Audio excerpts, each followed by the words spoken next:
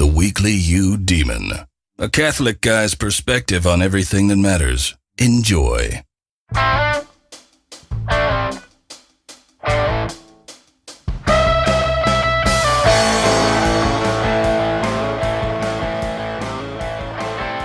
the third week of Advent. We have a good show today.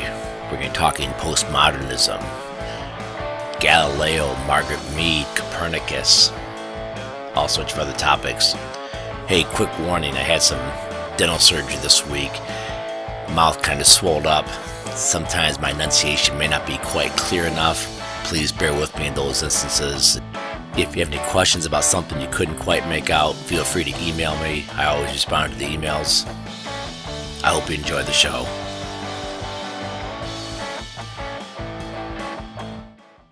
Well, my forays into postmodernism got off to a good start and a bad start. I started off listening to Philosophize This's lectures on structuralism and semiotics. I've actually been interested in semiotics through the work of C.S. Peirce, a 19th century U.S. philosopher. Stephen West at Philosophize This doesn't even mention Peirce. I'm not sure why. He relies more on the work of a French philosopher, I think because of that French philosopher took semiotics and tied it to the structure of society as a whole. And I'm not going to get into it. Quite frankly, I'm still trying to learn it myself. But that was fascinating. That led me into an essay written by one of my favorite Catholic writers, Walker Percy. Walker Percy had a deaf daughter, and he was interested in how basically people learn words, what they mean, and that is the study of semiotics. And Walker Percy was really into this new way of thinking, even positing at one point that semiotics could break through the Cartesian mind-body split. And again, I know I'm throwing a lot of concepts out there, but I'm pretty excited. My leap into this modern philosophy is going well. I'm renewing some interest in some things that interested me years ago, and I'm pretty excited. What's not going well is a lecture I downloaded by Thaddeus Russell at Renegade University. I spent $19 on it. It's supposed to be What is Postmodernism, and I'm probably 15% of the way through it. I think I've caught Thaddeus Russell in basically 3 flat-out lies or inaccuracies. First off, he talks about the fathers of cultural relativism, the Boasians out of Columbia University, that basically taught, hey, all cultures are equal. And he mentions Margaret Mead's work in the South Pacific, coming of age in Samoa, and how groundbreaking it was, and how things she discovered still hold true today. And that's just false. At a very, very minimum, the work that Margaret Mead did in Samoa was highly, highly questionable. There's lots of evidence and other scholars who think she just fabricated findings to back up their views of cultural relativism. He doesn't gloss over it. He just doesn't mention it. He just mentions she did these studies, they're groundbreaking, and they're still with us today. And my jaw was hanging. He just didn't even admit any of these shortcomings of Margaret Mead. He then talks about Copernicus was, he implied that Copernicus was put to death for his heliocentric views, that the sun is the center of the universe. And that's just not true. He may have just misspoke, but he may have meant to say that he was just jailed and persecuted. Well, I don't think that was true either. Copernicus was largely scorned towards the end of his life. That was because in his early 60s, Copernicus, a priest, was apparently banging a woman who was 15 years younger than him, who was married, and his great niece. That's why people was kind of staying away from Copernicus. He was kind of a scandal. And I'm no expert on Copernicus, but I heard Thaddeus Russell mention how he was persecuted for his heliocentric beliefs, and was like, well, I just don't recall that being the case in anything I've ever read about Copernicus. In fact, I thought people mentioned how he got off light compared to his contemporary, or the slightly younger Galileo, who everyone knows was greatly persecuted by the church for his views. Thaddeus Russell repeats that as his third error, because Galileo was not persecuted by the church because of his heliocentric beliefs. That is one of the biggest fallacies of modern thinking. First off, Galileo did go to quote-unquote jail. He was put under house arrest at someone's villa, which is like living in luxury with its own gardens.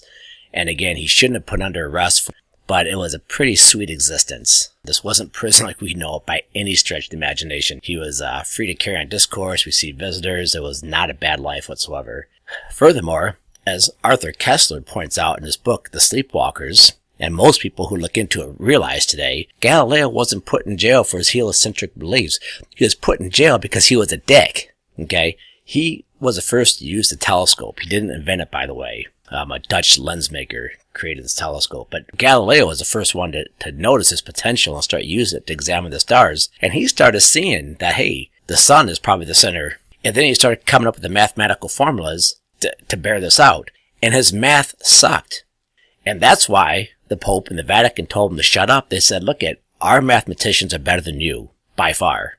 And your math doesn't add up. And we know to this day, and this is what Kessler kind of walks you through in the Sleepwalkers, we know to this day that Galileo, a brilliant man, was not so brilliant when it came to math. And his math didn't add up. And the Pope was saying, hey, just keep quiet. Let us review these books some more, because what you're saying doesn't add up. Even though some of us think you're probably right, that the sun is the center. Some people thought Galileo was right, but for the wrong reasons. But Galileo was an attention monger. He wanted celebrity, and he just kept pushing his agenda because he was just a self-centered dick.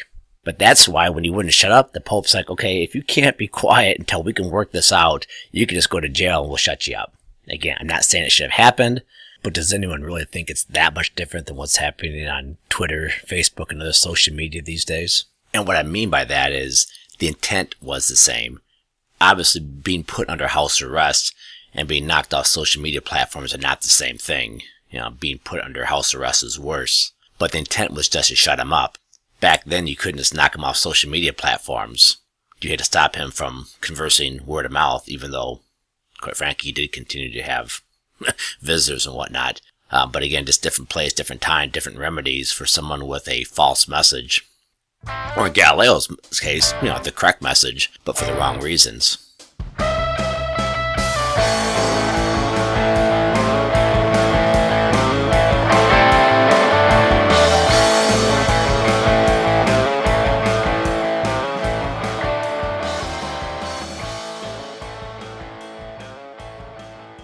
Hey, just some clarifications regarding Galileo. His lack of proof, and I think it was mathematical and geometrical proof, pertains somehow to the tides, and I don't know the exact details. But I know Arthur Kessler in that book, The Sleepwalkers, basically said that Galileo just did not have the proof, and he knew he couldn't deliver the proof, so he just basically insisted that the Vatican and the rest of Europe just accept his conclusions based on the strength of his name. He was like an egomaniac. He's like, the great Galileo said this is the case, therefore it must be the case. And the Catholic Church, and again, you should never say the Catholic Church, because it's a universal church, so it has a lot of different parts. Many of them moving parts, and many of them often not moving in the same direction. But many Catholics were basically saying, look, you might be right. Many of our best minds think you are right, but you gotta prove it. Robert Bellarmine, probably one of the finest minds of the 16th century and a future saint of the Catholic Church, basically said, look, we can stomach this from a theological standpoint. It's going to take some reworking of our theology, but we can do it. There's nothing with a heliocentric view of the universe that's going to disrupt Catholicism, and its dogmas.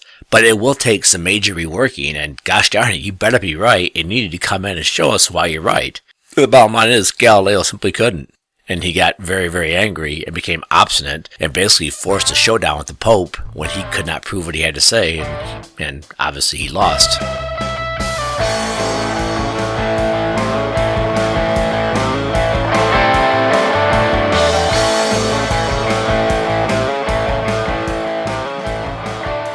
Some of you may have heard of the magazine First Things.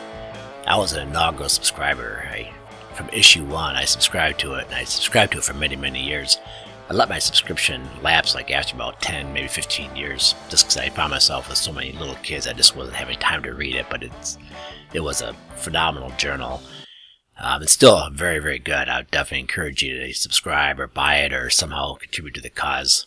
It was established and originally edited by a Lutheran convert to Catholicism named Richard John Newhouse. He wrote a great book called The Naked Public Square.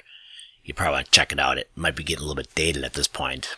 But after Newhouse died, a guy named Jody Bottom, or Joseph Bottom, took over the editorship. And he was great. I was a big fan of his. I guess he's out at South Dakota State now. I looked him up recently because of this podcast episode. When I started looking for postmodern articles, one of the first things I ran across was Bottom's piece that he wrote for First Things back in 2010. And I was just tickled pink when I read it. If you recall in the last episode, I basically said, yeah, I have a soft spot for postmodernism. But this priest basically implies that it might be the smoke of Satan that entered the Catholic Church. So I feel kind of guilty, but gee whiz, from my perspective, postmodernism is kind of attacking modernism. Let those two go at it and leave the Catholic Church standing. I was all for it. Well, that's kind of what Bottom says here. I mean, he's much more knowledgeable about it than I am. But in this article, and I'll post a link to it on the show notes page, but the article is called Christians and Postmoderns. And the whole gist of his article is, look at the whole modern project, starting like with Francis Bacon in the 16th century and going all the way to the postmoderns. It had one big goal, and it was to destroy the Middle Ages and specifically the Catholic Church with it. And now that postmodernism is attacking modernism, we probably ought to applaud it. You know, and his intellectual idea here is, look at the medievals, like Thomas Aquinas and others, basically taught, without God, there is no knowledge. You know, without God, you don't understand what good is. And without good, you can't understand what's evil and what's bad. Your morals get all whacked. He says the postmoderns said the same thing, except for they said, well, there is no God, and therefore we can't know goodness, and therefore we can't know badness and what is evil. He said, but they basically said the exact same thing. Granted, they're on polar opposites on whether there's a God or not, but they agreed. You know, like Nietzsche said, you know, God is dead. Now everything is the will to power. And the postmoderns say, yeah, God is dead. Everything's the will to power. And they just kind of extrapolate on Nietzsche. And Thomas Aquinas would sit back and say, that's what we're trying to tell you. From God is a concept of good. All these things all these things follow. You throw that aside, like Nietzsche did, and the modern experiment did, well, you don't have good and evil, and therefore the modern mind trying to make sense of these things, trying to formulate good and evil, just doesn't work. Basically, without God, there is no thought at all, or at least no thought worth having. I'm just going to read you a couple, I think, what I found just stunning quotes from this article. Quote, the pre-moderns said that without God, there would be no knowledge, and the postmoderns say that we have no God and have no knowledge. Another quote. The pre-moderns said that without an identity of reality and the good, there would be no right and wrong. And the postmoderns say that there is neither good nor right and wrong. Though they disagree on whether God exists, pre-moderns and postmoderns share the major premise that knowing requires his existence. Another quote. Only for a brief period in the history of the West, the period of the modern times, did anyone seriously suppose that human beings could hold knowledge without God. Quote, the history of modernity in the West is in many ways nothing more than the effort to destroy medieval faith. It is a 300-year attempt to demolish medieval, especially Catholic, claims to authority, and to substitute a structure of science and ethics based solely on human rationality. Another quote, this is the key. The postmodern attack on modernity is right. Without God, essences are the will to power. Without God, every attempt to call something true or beautiful or good is actually an attempt to compel other people to agree. So I'm pretty stoked. I'm under the impression that maybe his essay garnered quite a bit of criticism, so I'm going to try to track down some of that criticism, but I was fascinated. But he's absolutely right.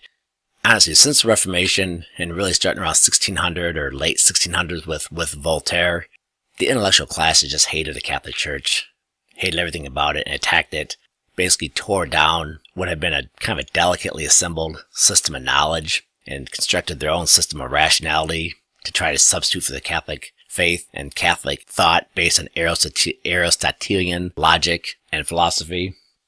And the postmoderns basically said, you're idiots, none of what you did works. Let's just tear it all down. And again, my point is, once they tear it all down, you're left with the Catholic Church basically right where modernism takes off. We're back to square one, so to speak. Now, it's not square one because the Catholic Church developing Greek thought had been developing for 1500 years, so it's not square one. But we're back to square one as far as the moderns are concerned, because they're wiped out. Any quote-unquote advance from the time of, say, 1500 is now basically wiped out, and now we're starting over, so to speak. Again, I'm still working these thoughts out in my own head, so I'll give you a couple instances of how the modern mind just attacked the Catholic Church relentlessly from the very beginning of the modern mind to more recent times.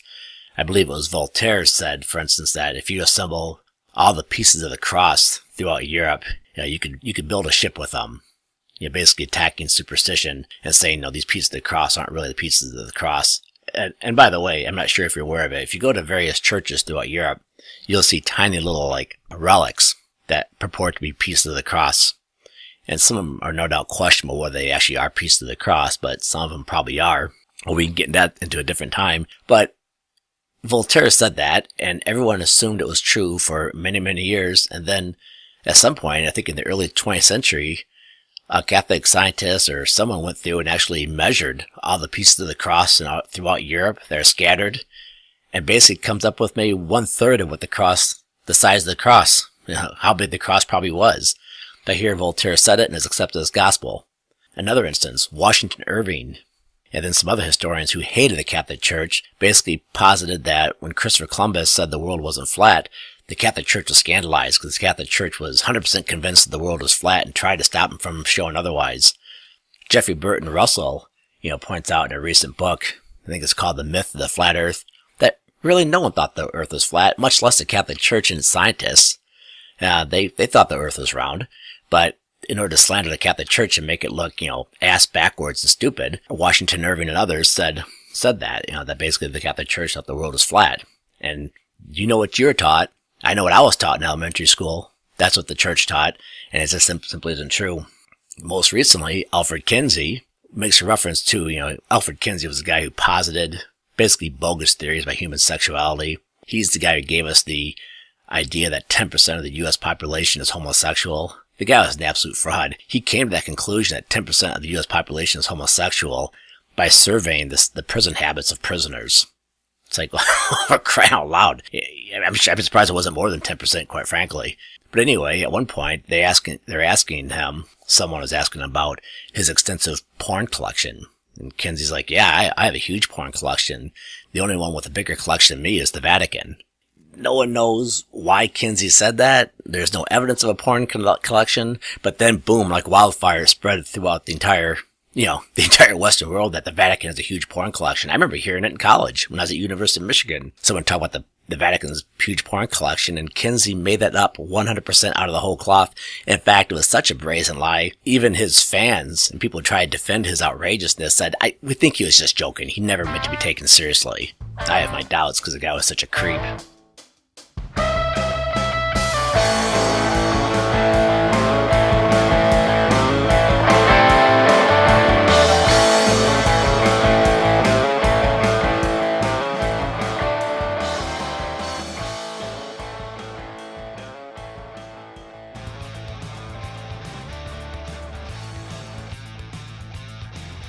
Welcome to Living Segments. Hey, if I seemed a little hard on Copernicus for apparently banging his great niece who was 15 years younger, I'll say something in his defense. According to everyone, this woman was smoking hot. I gotta admit it, I'm impressed by that 6'1" girl who's dunking in high school basketball. I am decidedly not a fan of female basketball. For some reason, it's odd. Women are so graceful, but on the basketball court, they're not. I just find it really hard to watch compared to the guy level. But this woman, she can legitimately dunk. This isn't political correctness like this absurd dunk contest I saw a couple years ago where judges were going nuts as a girl barely got the ball in for a dunk, whereas the other guys were, doing 360s and all sorts of things. It was almost comical. But this chick, hey, she can really dunk. I mean, she's not doing 360s, but most 6'1" guys aren't either. She's dunking legitimately, so hats off to her.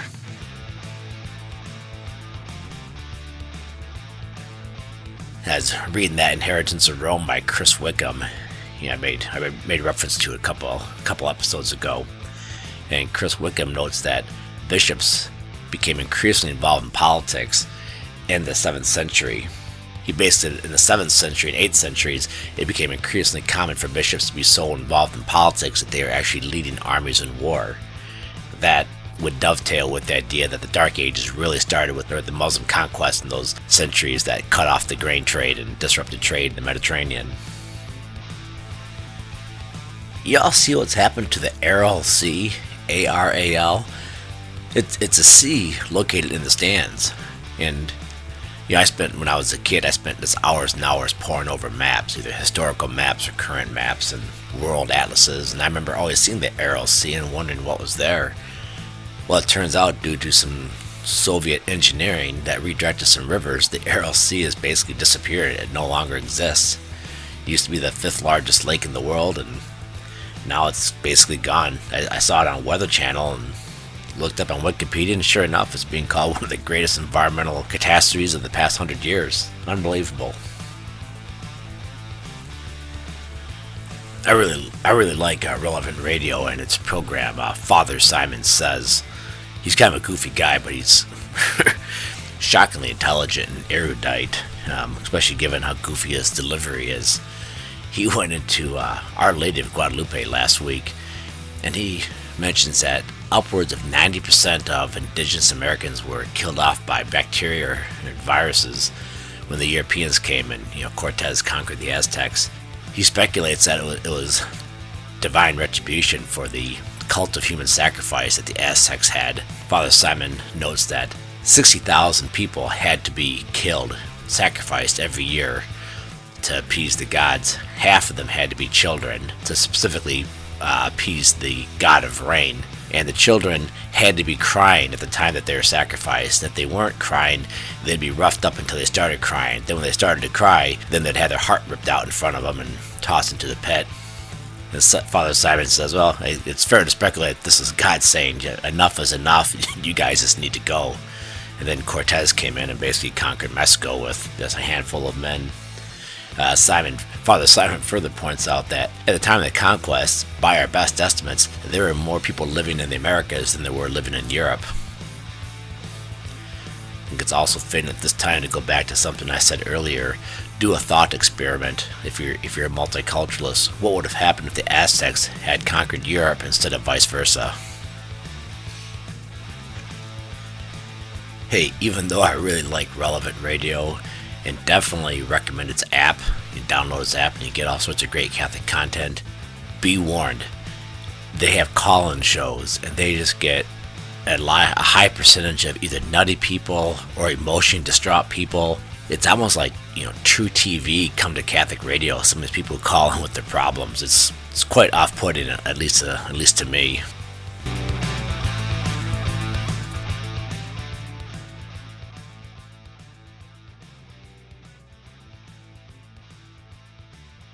I mentioned Arthur Kessler twice while talking about Galileo. He was a bizarre dude. He wrote one of the classics of 20th century literature called Darkness at Noon. Kessler was a communist, and he became disillusioned with it in the 1930s, and they wrote this book about basically a guy who gets arrested for betraying the party in the Soviet Union, and the guy was 100% innocent, and then this book, kind of in a twisted way, goes through his psychological machinations, where he starts telling himself, maybe I really did betray the party. And it was Kessler trying to make sense or explain to people how these Stalin show trials where people, communists came forward and admitted that they betrayed the party when in fact we knew they really had not betrayed the party. And even though it meant they were going to die later or, be executed for betraying the party, this Darkness at Noon kind of goes through the mental evolution these people went through under torture in the communist gulag. It's a fascinating book. I read it back when I was 20 years old. I can't remember all the details, but it is considered a classic, and I remember being fascinated by it. I also remember being a little bit dry, so be forewarned. Kessler himself was an interesting guy. Yeah, he is Hungarian born and immigrated to England and started writing a lot of different books, including, Darkness at Noon and the Sleepwalkers. He also wrote a book, which I've not read, called The 13th Tribe. It's about the Khazars. You may remember I mentioned them earlier in the reference to staring down the Mongols, for a while, the Khazar Empire, and they'd converted to Judaism. Hence the reference to the 13th Tribe. I guess that's a pretty good book. I haven't read it, but it's something I'd like to read. Kessler himself was interesting. I guess he wore a hairnet to bed, which amused his friends. He was a heavy drinker, and he was basically Bill Cosby on steroids. They say the guy he had 3 different wives, not at the same time, successfully, but I guess he just had hundreds of affairs, and a lot of people basically equate Kessler's name with rape. And interesting though, a lot of the women he quote-unquote raped remained friends of his for the rest of his life, so it's kind of a bizarre, twisted individual who apparently has some sort of odd sway over women. Can't say I've ever necessarily had that sway myself, but there you have it. Hey, just a quick correction. I said the Khazars stared down the Mongols. I misspoke. I meant stared down the Muslims.